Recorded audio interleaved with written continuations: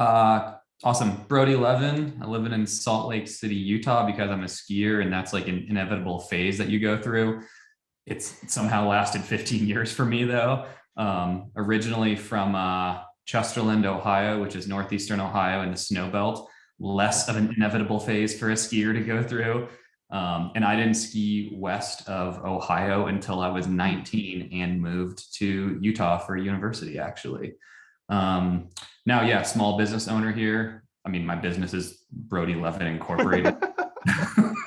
um, but yeah, I'm making my living here, living on a little organic farm with my girlfriend and our dog named Spaghetti.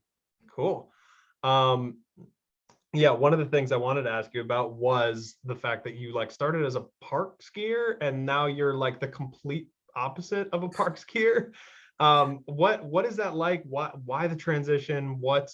What is the interest, I guess, in skiing these days?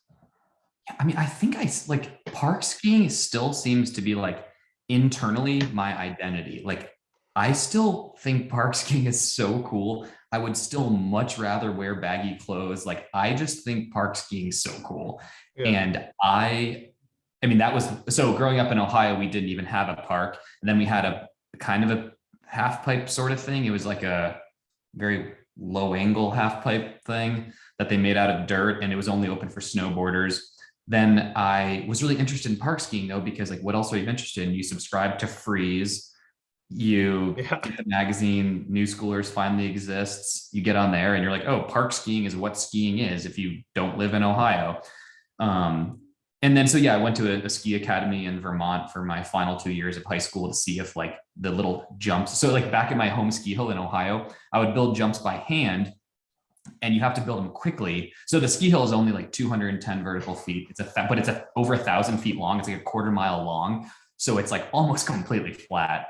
And like the top 75 of those 210 vertical feet are stacked up cars that they covered in snow, like whatever. And so we used to build jumps by hand, but then there was like the quote unquote snowmobile guys. I don't know. They were like mountain ops, I guess. There was like two of them, and they would just ride like a trail sled around the mountain. If they would see a jump, they would just ride over the jump and destroy it because you're not allowed to have jumps. And so, you hurry up, build the jump by hand, hit it a couple times until they ride over it. And then you take a lap on the chairlift, you come back, or while you're sitting on the 45-minute long chairlift ride, you just watch them ride over it 5 times. And you're like, oh, there goes my jump.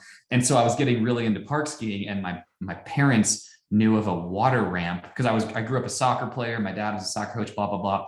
My parents knew of a water ramp through the soccer world in Ohio that was in my hometown that two Olympians had come from, two aerialist skiers. Mariano Ferrario and Brian Currit were both in the Olympics, both grew up training on this hand-built water ramp that went into a pond in this guy, Bill Harris's backyard. And so I somehow got on that program with my friend Cody, and Cody and Brody would go there once a week and we would like hit this water ramp. But because I was like at the point that, because you hit a point where you want to go upside down on skis if you're like, 10 Right. years old and having fun doing 360s and helicopters or whatever.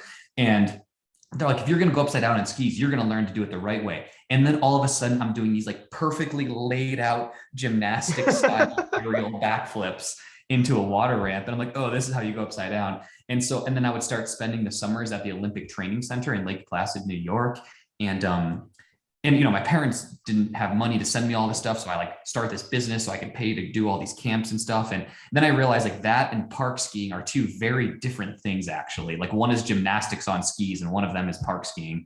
And so one of them is like, skateboarding on skis or whatever. And so I decided I could either stick to park skiing and probably never make it anywhere because I wasn't that good because I grew up in Ohio, or stick with aerials, and pretty much anyone that sticks with it like wins the Olympics.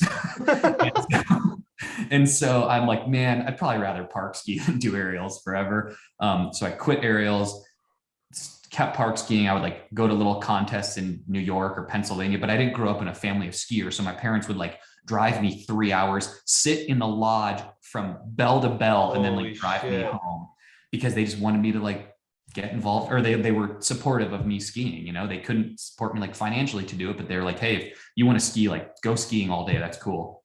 But my dad has this funny story where, so we lived 5 minutes from my 200-foot ski hill called Alpine Valley. And growing up, he would only turn left out of our driveway because if he turned right, we would pass the ski hill, and he didn't want me to know skiing existed because we couldn't afford it. And then so my sister finds out about this after school program. My parents are like, ugh, she signs up for it. Younger brother definitely wants to sign up for it because she does. And then all of a sudden we're doing like this, once a week after school ski thing. I'm kind of bouncing all over the place, but whatever. That's I ended okay. up going to a ski academy for freestyle skiing. And then I moved to Utah for university specifically for park skiing because Park City is here. Right. And within like 2 years of being here, maybe 1 year of being here, I was starting to like do some backcountry touring to access like the Pyramid Gap and all the big backcountry jumps, so I could take my park skiing to the backcountry because like Eric Pollard did it, so I have to do it. And pretty quickly I started realizing that I appreciated ski touring without the jump at the end of the road. And so then I was just ski touring as an end in itself, not as a means to an end. And now I pretty much don't ski downhill. I just go uphill all day. That's so, I feel like for a lot of people, that's so bizarre. The idea of skiing mostly for like just the experience of going uphill and not really caring about the downhill. Yeah. That's like, and now it's a little more normal, right? We're starting to get to this point where uphill and touring and doing skimo stuff is kind of becoming, at least in New England, it's becoming a little more normal. Thanks to people like Andrew Drummond at Ski the Whites and like that crew. Like you're starting to see it happen a little more. But I remember looking at that shit a few years ago and being like, why would you want to skip the best part of ski? Like the down is the best part. And people are skiing on stuff like Fischer a few years ago made these skis and they still make them. And it says not intended for downhill use. And you're like, why would you ever want this? Yeah, dude, the Vertalp, I have that ski. Yeah. But that specific ski from Fischer is for a specific like sport that they have in the Alps, which is like, it's a skimo. What's a part of a sport called? Like a discipline. Yeah. And it's like a discipline where you only go up and then you like take the chairlift down. And those skis are underweight for it. What is legally allowed, I think, is the minimum weight for a traditional skimo ski. And I mean, don't get me wrong, I don't do that. And I still like hoot and holler on the way down. The joke is that I don't like powder skiing. I love powder skiing. I mean, my first day powder skiing was here in Utah at Brighton. I was like a freshman in college and I was wearing like a tall tee, probably like 3 tall tees. Yeah. And I like had no idea how to do it. And, I just kept losing my skis in the POW and like, it sucked. It like ruined my day. I had, grown up so hyped up to experience POW skiing. I had never, ever skied in fresh snow. And I just hated it because I like couldn't figure it out. And I mean, 15 years later, I'm still trying to figure it out. But I mean, of course I still love the skiing, but like the whole, like, typical like sentiments about skiing, like the snow under your skis and the wind through your hair and like the trees glistening, like those things don't just resonate with me as much. It's like very much an endurance activity, an exercise, a way of getting outside. It's not like this gravity defying, thrill seeking adrenaline sport that it once was for me. And I think a lot of people fall in love with the sport because of. Yeah. Does the challenging aspect of it, does that excite you? Like going and doing a new, whatever it is, like you're trying to bag a peak, right? Like you're trying to like get to the top of something. You're trying to like conquer this next, and I hate that, like that conquer this next expedition or this next mountain. But I feel like for a lot of people that motivates them to go, right? It motivates them to explore more in so many different ways in the mountains. Like, does that motivate you at all? Like how hard it is, like the difficulty of doing these things? Does that kind of thing excite you? Yes. I think the challenge has shifted. Before, the challenge was like learning new tricks. And then the challenge was like learning new tricks in the backcountry without tearing my ACL. And now the challenge is really, or then the challenge became like steep skiing. And pretty much like how terrible of conditions can I ski? And and during that time, the shift really went from like fear of blowing my knee to like fear if you fall, you die. It's no longer like you're going to twist your ankle. It's like, oh, if you fall, you're like going to go into a hole at the bottom of the mountain and never come out. And that challenge is still there for me. I still love steep skiing. That's still like totally my thing. And that's what I do. But it's also shifted into like the challenge of trip planning, logistics, traveling, finding appropriate partners to do these things with who have the same risk tolerance as I do. And the challenge, as I just turned 34 last week, and the challenge has morphed a little bit now into introducing other folks to the sport, sharing my skill set and my experiences, teaching workshops, volunteer to teach avalanche clinics, those kind of things. Because at this point, like, even though I didn't move to the mountains until I was, older than a lot of folks who have experienced skiing in the big mountains, I kind of drank from the fire hose and learned a lot about big mountains over no longer a short period of time. I mean, it's been 15 years of, experience in the bigger mountains, and probably 13 or 14. I mean, 2008 is my first time going to, 19,000 feet. And I've been doing that ever since. And it's kind of accumulated now, and I'm happy to share that knowledge with others. Yeah, that's got to be a really rewarding part of the whole process. I think so, yeah, and especially introducing, folks who wouldn't traditionally be introduced to skiing, to the sport, because I was one of those people. Like, I wouldn't have found skiing. I come from a family of non-skiers, and I grew up in the Midwest. Like, it's pretty hard to find skiing, let alone folks who come from different levels of privilege or different backgrounds where they wouldn't be able to be exposed to the sport at all. And I still know there's crazy high barriers to entry, but I do what's feasible for me to help introduce folks to it. Yeah. So this has been one of the topics that I think I've been pushing really hard this fall, and a lot of people have been pushing really hard, is the kind of like making skiing more accessible, right? So how to spaghetti. Dude, just hanging out. Leave it upside down. But making skiing more accessible for people, right? Like making it more than just like, you have a lot of money, you go skiing. Like, skiing shouldn't be golf. Like, that kind of notion is kind of getting pushed a little harder, it feels like, this fall in particular, because of how many new skier visits there were at resorts last year and how many new skiers in general there were.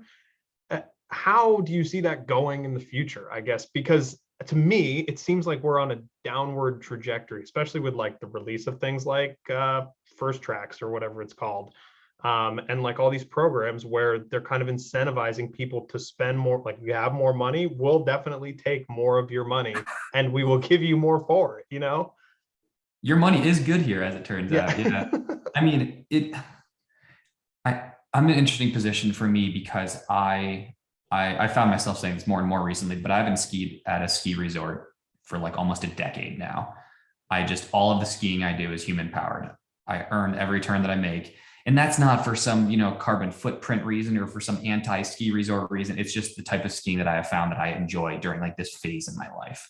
I'm just not riding chairlifts. And I think one thing that really pushed me away from the ski resorts was the very like consumptive nature of skiing. Like, it's like extractive in so many ways. These people from wherever come to these ski towns where real people live and try to make a real living and raise and have a livelihood.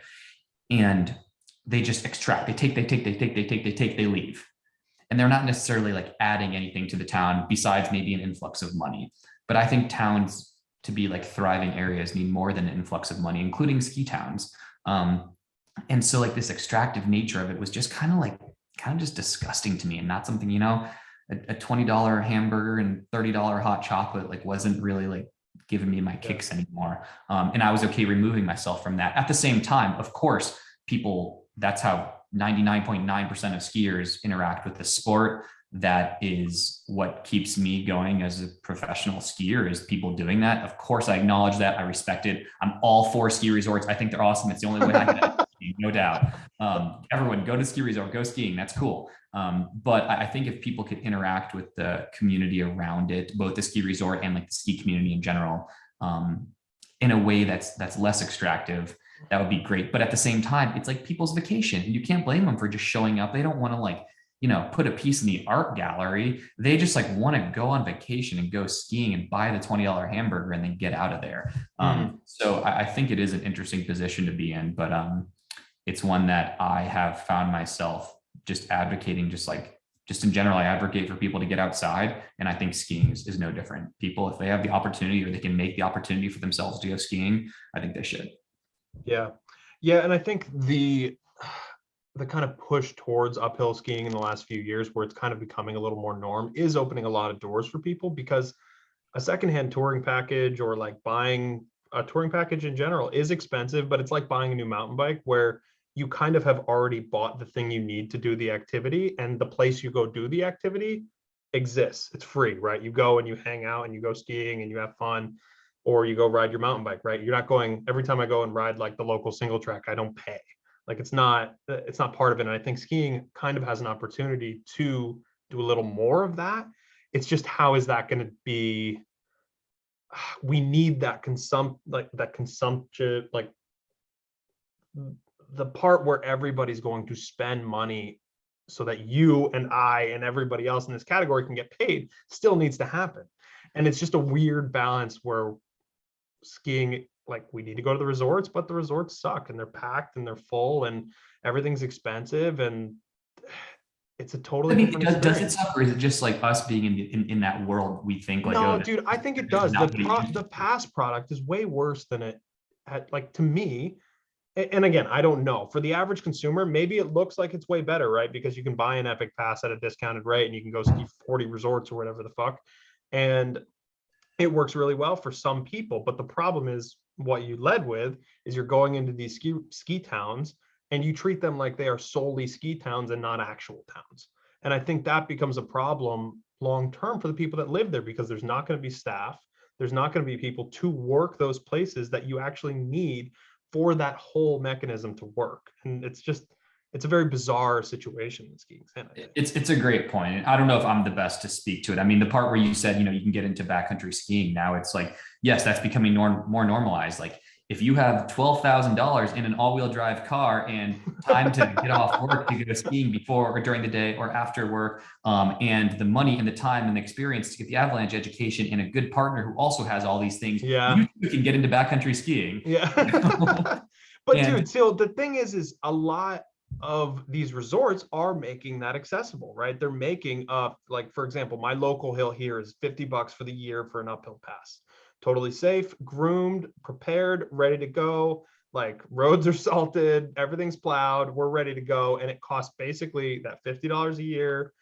And people are up in arms about just paying that $50 a year, right? They think it should just be free. And I don't have a problem with charging a small fee basically to just make sure that you're acknowledging your risks and stuff like that. But I don't know, I kind of struggle with the ease of use thing, right? Like backcountry is more complicated than just grabbing the shit and going. But how many people are actually accessing very dangerous terrain as their first few times going, right? Once they're hooked. Uphill skiing at the ski resort and backcountry skiing are just two different sports, period. Totally. And if we can make that clear to folks, that's awesome. If people think just because they go up the ski resort, they can go backcountry skiing. I think that's a lost opportunity. And I think that burden falls on a lot of folks like you and I to share that information, that these are two different things, because the barriers to entry to uphill skiing at the resort are much lower. I'm not saying there's zero, but like, instead of having a $10,000 outfit, you have like a $3,000 outfit in an all-wheel drive car and time before, during, or after work, It is still complex for sure. Yeah. But I mean, I love that. And I think the same way, so here in the Wasatch, especially as it's got more crowded, we've seen folks, go from skiing the easiest stuff with snowshoes to doing the easy ski tours, to getting deeper into the backcountry, and then getting like as far deep as you can possibly go in the Wasatch. That progression, we see that everywhere. And if we start seeing that with uphill skiers, they think they can go up the ski resort, then they can go out of the gate, then they can go in the backcountry. That's dangerous unless they're getting the education as they make that progression as well. And again, like that's incumbent on all of us to make sure that education is available. But if they're like, oh, that's another barrier to entry I'm unwilling to take, or to overcome, that's a tough position to be in. And I mean, there's a lot of like personal autonomy that needs to be acknowledged in this sport. Like I don't think it's everyone's responsibility to keep you safe in the backcountry. But in the beginning, I, like all backcountry skiers, pretty much didn't know what I didn't know. Like my first ski tour was like a college buddy putting a beacon on my chest, being like, here, turn this thing on. Now you're safe. And I mean, I was in the honors college and I still thought that was totally legit. I'm like, cool, this thing must turn me into an angel, I have no idea. But the fact that I saw it that way as someone who was logical and very curious about this sport, and I still didn't know what I didn't know, I think is indicative of probably what so many folks feel. Yeah, it's very complex. And I think there's the barrier to entry in a lot of ways is more so knowledge than it is money, right? Because everybody can find that stuff, that gear, like at their local swaps. They can, and again, I'm generalizing. Like maybe some people can't. It's hard, some areas, whatever. But it's the knowledge is very important, I think, to have when we're getting into that in that subject. But I kind of want to shift gears a little bit here. I wanted to compliment you first on your website and your ability to be a business as a professional skier. We were kind of talking about this beforehand, and I kind of wanted to talk about that part because I think it's very interesting to see how you handle yourself and how detail oriented your website is, and how you like present the types of, like, you have everything up until last week that you've been featured in basically on your website. And it's impressive. And I think that makes you a more marketable skier. And I think that's part of you treating yourself like a business, right? Thank you. Yeah, I appreciate that. Like I put a lot, I do more than just go skiing every day. Like it turns out I ski a lot less once it's become my job because I'm doing so much of that kind of back end work. I think you're in a cool position because like you see how other people run their businesses as professional athletes, and the team managers, same thing. Like they see how other people do it. I don't know if it's like this in other industries, but it's like this weird hush hush thing among pro skiers. Like, how do we handle this? Like, how much money do you get paid? How do you have an agent? Why don't you have a website? Why do you have a website? Like all these like pretty basic things just like aren't really discussed. And I think it's because sponsorship is viewed as such a commodity that it's a limited thing, that there is only so much to go around. And no matter how good of a job you do, there's not going to be more money poured into a marketing budget to bring you on. And so if that marketing budget's already tapped out with this many skiers, doesn't matter who you are or what you're doing, they're not gonna be interested in you. And that's specifically if you're looking at your income as working with brands like through a kind of traditional sponsorship model. I've tried to diversify and look much beyond that for sure, because I think for a number of reasons. I think it's an outdated model in many ways. B, I think those models favor the very best athletes, not the best business oriented athletes or the best spokespeople or the best ambassadors.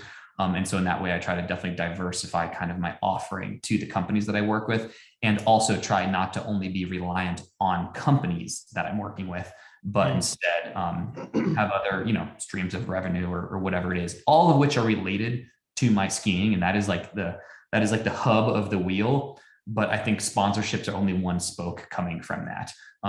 And the website, for example, I don't think I would need a website if all I did was have sponsors. And I went through a phase of my life where all I did was have sponsors. I was like a pro skier through and through. Sponsors paid 100% of my bills. And now I just, if nothing else, I just want to try other things and do other things. I'm like a college educated skier. Like I want to do something other than just like ask people for money. Yeah. In a lot of ways, that is what sponsorship is like, you're like, I'm good, give me money. And that has never really flown for me. It probably does for some people, but that's not my cup of tea. And I mean, maybe if it worked for me, it'd be pretty nice, but it doesn't. And that's not how I'm going about my business. Yeah. And I don't think it's not a slight to anybody else in any way, but I think you can offer so much more if you do things the way that you're doing it.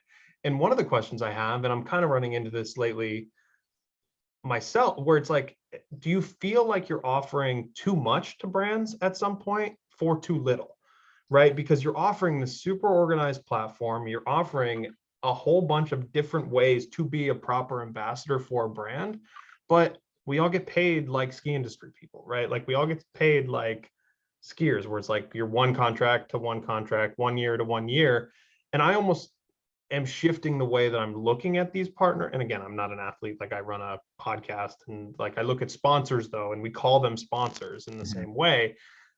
I'm looking at them more like a partner that I'm doing contracted work for, as opposed to somebody that is like my spot. Like when somebody's sponsored by Nike, you look at them and they're a Nike athlete. I don't look at it like you being a Fischer athlete or me being a Fischer, a Fischer professional talker. I don't look at it that way. I more look at it like, this is the job I was hired to do, and this is the best way I can do it. So I guess the question is do you feel like you're offering too much for too little sometimes? I think it depends if I think that's like there's an inherent comparison there. And I think it depends if you're comparing to the ski industry that you and I know, or like the greater world, because as it turns out, there's more than just the ski industry Yeah, on board. imagine. And as I've like started to venture more and more into that, it's been like pretty compelling for me to see different industries, the way that they work and the people that work in them. And I've always been just intrigued by that. And I know something I pride myself on as an athlete is like over delivering, quote unquote, based on like my contract deliverables. Cause it's, putting what I do into words on a contract is challenging, even for like these large corporate companies. They're like, there's a lot of trust here. Like, you've been doing this for over a decade now. Just, we kind of want you to do what you do, but for the CFO, we need to put some like deliverables on here, and like in 2021, what does that look like? It looks like, you tag us on social media and you give us some photos. And I'm like, Yeah. not really into social media, also not a photographer, but I understand that's what you got to put down on paper, So then I try to over deliver and offer things that are maybe less tangible, or maybe things that they wouldn't have expected to put down on paper, or those kind of things. And always surprise these brands that I work with in a really positive way to make sure it's like a mutually beneficial relationship. But this is just how I do it. And it's definitely like not a sponsor 101, because, I'd be living in a bigger house if I knew more about that. It's so weird to just go and be like, here, I can't even imagine just being like, hey, I need money because I'm good at one thing, right? Like, because I'm not good at one thing, I have to be like, here's the 100 things I'm going to do for you, brand X, so that we can make this partnership valuable to you, Well, Adam, that's interesting, because like I'm not the best skier. If I'm not the best skier at all, there's lots of non-professional skiers who are better than I am. And I also do more than just skiing. And I think I offer more than just skiing. But so frequently the brands, they don't want, because like, if I'm like a jack of all trades, but also master of one, like ski mountaineering is still my thing. Yeah. Like, I still want to be one of the best ski mountaineers in the world. Right. But that doesn't mean like for the other 6 months a year, you're not skiing. You can't like get decent at other things. I'm not just going to like sit on the beach and do whatever for 6 months, Yeah. And so, but the fact that the audience, so to speak, sees me as more than just a skier, I've been told by brands that's harmful to me, because it like means you can't be a good skier if you can also like run a race or like make. They said that's harmful to you? Professionally. Why? Yeah, right. That doesn't make any sense. Like, what's the reasoning? I think because it's so ingrained in our industry's mind that like you can be good at one thing, and you need to like really emphasize that one thing. And if you look at like the large outdoor brands and the people that they sponsor as athletes, you look at someone and you're like, oh, that's a whatever. He's a biker and she's a climber. And like, I would like people to think, and I think I'm like, you look at me and I'm like, I'm a skier, but XYZ, I also, climb, bike pack, ice climb, run. But like, why is it not okay to be like a well-rounded human being? I don't know, like all of consumers and all of humanity. Yeah. Like, is that so taboo to do that? And so, I mean, I think regardless of whether or not how it affects me professionally, like I'm not going to stop running because it only helps, or stop doing whatever, I don't know if that answered your question, but it's yeah. Yeah. I think just your business savvy and your ability to promote yourself is one of the things that stood out for me for a long period of time. When I was doing some research for this, I looked at, it was from the Powder Awards. I think it was like, it's got to be like 2010 or something like that, when you're up there and you're holding this fucking thing with your Instagram handle on it. It's like a little piece of, like, Tom Walsh calls you up and you're like, Brody Leven, I am Brody Leven, and here's your little tag. It's just like, but even doing shit like that, I think it's hilarious. And it like speaks to the way that you're thinking, even then, as a complete person and as a complete like business, right? Yeah, I was like, a nobody winning a Powder Magazine award from Tom Walsh. Like, I'm gonna Yeah, I mean, like any business, right? Like you got to do things that catch people off guard or marketing or whatever, and like Yeah. I'm thinking like that all the time. I can't believe you dug that up. That's super funny. Yeah. YouTube, Um, man, it's that stuff lives forever. We're gonna be in a tough spot in 20 years when people can just pull up whatever shit we said and we ended up being wrong. It's very bizarre. Um, yeah, I all does that make you feel weird that like Powder Magazine, that's gone now. Like magazines in general, not nearly as important as they were 10 years ago. Like we're starting to see a significant shift in how magazines perform and how media in skiing performs as a whole, right? The number one driver used to be when like the ski magazines drop in the fall and everybody gets their stoke on for the season coming.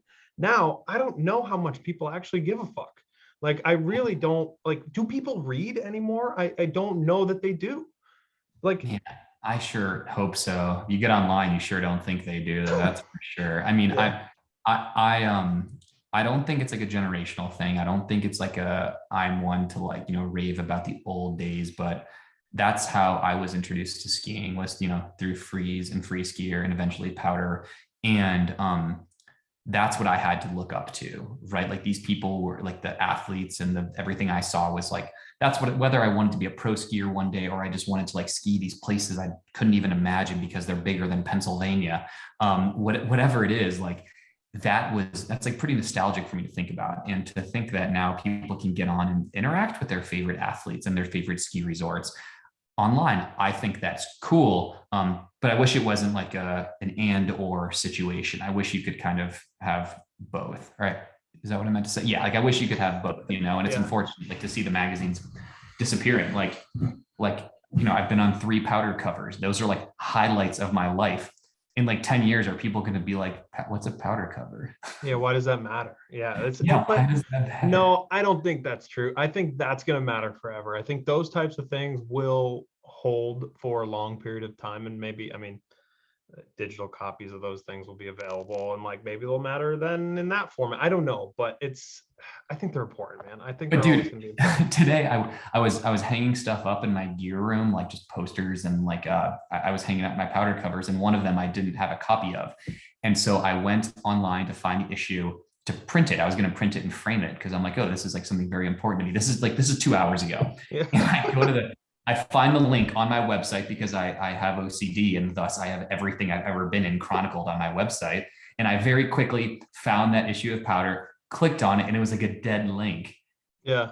I was like, oh my gosh. All Oh, I have is this like, 2 inch by 3 inch screenshot of like the powder cover that will like live in infamy until someone pays their server fee or whatever, and I can go on about that, but I agree with you that like it's a sad thing to be in, but I hope it opens up new opportunities for the folks who are both involved with those kind of magazines, the folks who are still pushing them through and making them mm, happen, as well as like new, both traditional social and new media opportunities. yeah. And I think there's so many good opportunities for, I've talked a lot about magazines lately, I feel like, and I did a few weeks ago, and I just got bombarded with text messages about like, oh, you hurt my feelings about this thing, or this is like magazines are great because of this, like we need Uh, this, everything's great. Like, and it's just, I kind of wish they would just take a more complete approach, right? Because every ski magazine's website feels the same. It just feels like new ways to sell ads. It doesn't feel like a destination, except for new schoolers that still kind of holds on to that, like the forum section, the post what you want for content section. they But still some have all stuff, that. oh yeah, totally. You can go on there and you can like argue with a 7-year-old for 6 hours if you want to right this second. And it's that's what people do. But I think that part of it's really cool. That's what makes new schoolers authentic. I still go on it all the time to just like see what's going on. I was like the 60th member of New Schoolers or That's something like so that. nuts. I wonder how many they have now. So many. And yeah, it's actually one of the few things, like when I'm promoting a podcast, that's one of the few things that I do is post the episode to new schoolers that actually shows me any bump in the episode, right? Wow. Even you sharing it as a professional skier will do less for me than putting it on new schoolers, which is Wow. really important, I think. And it shows how well that medium and that website has been taken care of because they care about the website and they don't just care about this one piece of paper that's going to come out 10 times a year or whatever, you know? Yeah, and I think, I mean, you and I, we don't work for magazines, so it's hard to say if that's just like inherent in the business model, or maybe they haven't been run well, or maybe that is what they absolutely need to do is like you said, new ways of selling advertisements. But I mean, I think any industry can be viewed with like a different set of glasses, including the ski magazine or the professional skier industry. And so I think it's very easy to say like, hey, in order just to draw a parallel, in order to be a pro skier, you need an apparel sponsor. Yeah. You need a ski sponsor. Well, me as a pro skier, I haven't had a ski sponsor until last week for the last 4 years. And like, it turns out I was still a professional skier that entire time. I was still making my living as a skier. And like, that's because I was like willing to think mildly creatively to just turn like the definition and like the typical business program kind of on its head. Yeah. What was that experience like? I have to talk to you about this part of it because it's been 4 years since you've had a ski sponsor. You're with Fischer now, but like for that time period, I feel like I've seen you skiing on 10 different pairs of skis. And maybe I'm exaggerating, but like I've seen you skiing on a bunch of different stuff. And I'm just like, why isn't he going to be like with another brand? I don't understand. And I've not understood this from afar. So I guess it's good to ask you this question now.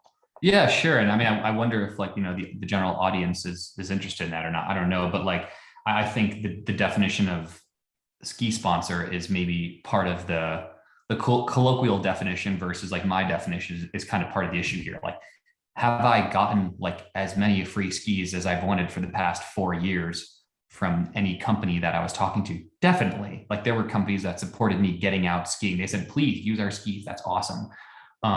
But because this is how I make a living, a ski sponsor has to, we have to provide more for each other than that. And that is what I just didn't come to like an agreement with any specific company since 2017, 2018, until last week with Fischer, which is based out of your neighbor, New Hampshire. And I'm really looking forward to the next few years and beyond with them.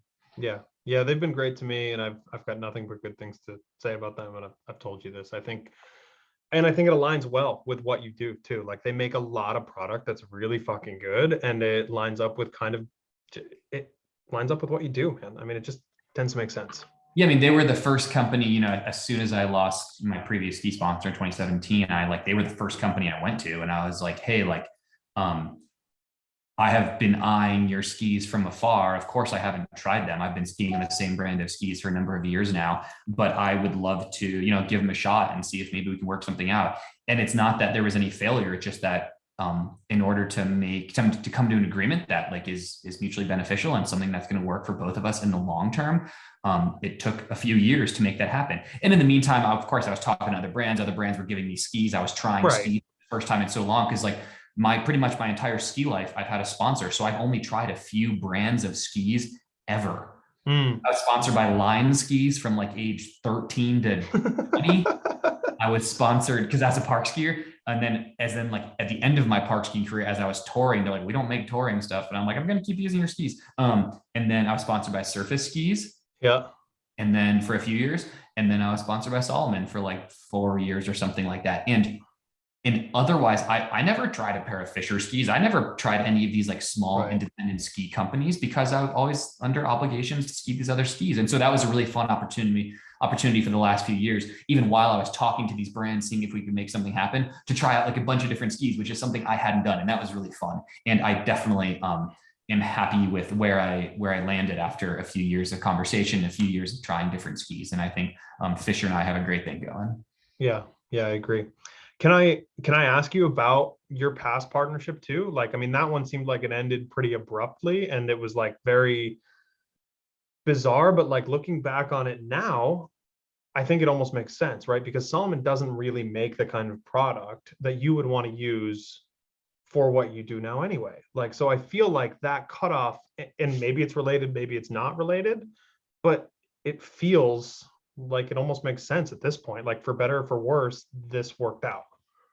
Yeah, I totally agree. For better or for worse, it worked out. Definitely. I mean, I have a lot of respect for the folks at Salomon for wanting to reach out and use an athlete who was doing, human powered skiing when they were very much a downhill oriented company. And by the time I left, that, they had uphill oriented gear, which when I arrived on the team, they told me would never, ever happen. We are always going to be a downhill oriented company. And then all of a sudden they were making full carbon boots and 200 grand bindings. And I was really happy to see that. And yeah, I mean, I wish the company the absolute best, and the athletes that are there, and the marketing folks that are there. Like I had a really good experience. Yeah. And also, like, we offered each other a lot of support during those years. Like I did the most traveling, the biggest trips, and like an endless, I mean, I probably skied on 5 continents during those 4 years with them or whatever, and made first descents all over the world. And so the level of opportunity we were able to offer each other was a really fun part of my ski career. Yeah. Last thing I have for you, do you have plans for the season? Like, are you obviously you're a very detail oriented person. Do you plan out your season? Yeah. Do you plan out your season ahead of time? Yeah, I mean, time stopped a couple of years ago, right, in the before times, and it actually stopped a year earlier for me, because in 2019, I decided to take my first spring off from an expedition. For like something like 12 years, I had been doing at least one giant trip that consumed all of my money and all of my time and all of my planning and all of my resources every spring, if not 2 or 3 of them. And in 2019, I was just like, man, I have fewer professional obligations right now. Like I have the opportunity. I'm not super psyched on any specific peak or line or couloir anywhere in the world. Like I can just chill. I had a house that I could like do some stuff to, it was just like nice to just like do some spring skiing in the States. Granted, I didn't go that whole year without doing a trip, because I still did my first New Zealand trip that winter, or whatever, like October, November, December. And so I did go on a big ski trip, but it was not like an expedition. I had a car rented that I was driving around the country. And so I like finally took a year off from expedition, and then bam, COVID. And like I took the next year off because it was forced. And then I took the next year off to be responsible. And all of a sudden it's been 3 years without like a proper giant trip, And so the trips that were in the back of my head for like the COVID year, like 2020, they're kind of resurfacing now. And in addition to that, I have one thing I'm planning right now that I was referring to before we started recording, which is it's a domestic endurance challenge that will take me back to my roots, so to speak. And okay. I guess I probably shouldn't talk about it yet, because I just hate talking about things till I know they're going to happen. No, I'm with you. Dude, I pitched this another year too, and it didn't happen. But Adam, I want you to be the first one that I talk to about it as soon as I get this whole thing signed off, because it's going to be unlike any ski adventure I have done. And I've done some pretty weird, obscure ski adventures.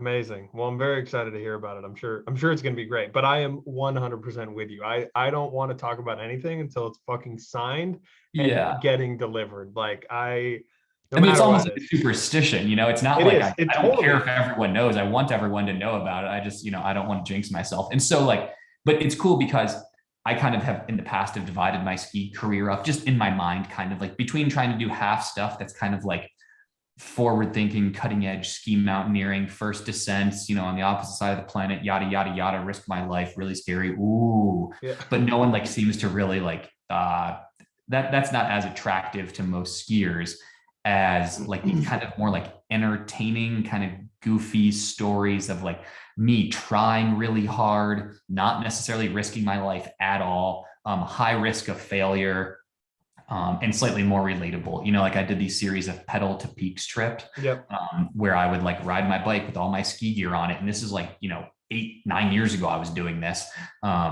And that stuff went over super well, even though like it was not the hardest thing in the world at all. And it's definitely not what I pride myself on as far as my skiing goes. And so I'm trying to kind of divide my career up into that. And so for this year, I think have a big adventure on each side of those scales, if they're on opposite sides, on each side of the scale that have kind of bouncing around in my mind.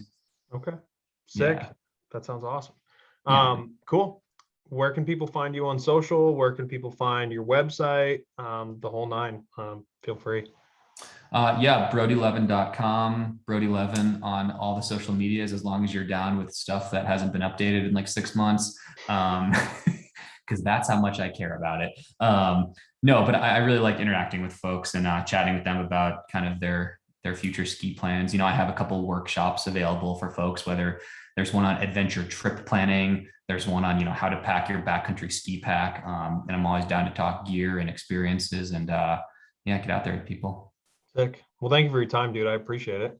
Yeah, thank you, Adam. Appreciate it.